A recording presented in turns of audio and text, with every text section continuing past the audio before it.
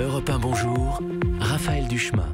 Et à 6h56, c'est le coup de patte de Nadia Dame. Dites-moi, ce ne serait pas la semaine de la qualité de vie au travail ? Oui, absolument. Et alors, j'ai une bonne et une mauvaise nouvelle. La bonne, c'est qu'on parle de plus en plus de souffrance au travail, de burn-out et de harcèlement.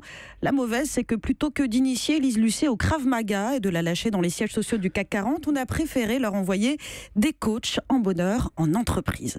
Je suis tombée hier sur le portrait de l'une d'elles dans le Figaro Magazine. Elle s'appelle Sophie. Elle a créé la société Good Mood Class. C'est l'auteur du blog The Other Art of Living, et elle ne concourt visiblement pas pour le prix de la francophonie. Son idée à elle, c'est de mélanger développement personnel et travail.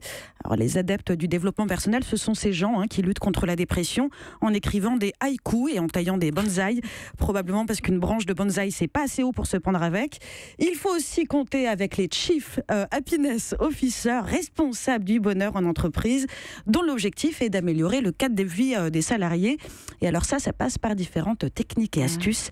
Ils pratiquent par exemple ce qu'ils appellent le happy conflit.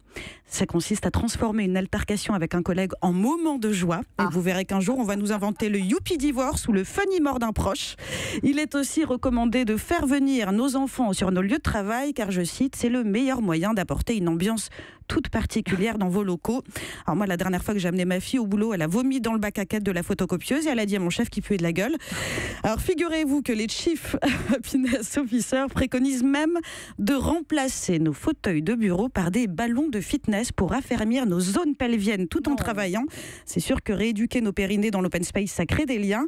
Alors pour reprendre les anglicismes chers à la Startup Nation, ça sent un peu le bullshit. Et de toute façon, mon Chief Happiness Officer, it's you, Raphaël. Oh. Comme je sais pas si c'est très gentil. Vu tout ce que je viens de dire. Comment faut le prendre? Oui, je vais relire cette chronique attentivement, on va en reparler.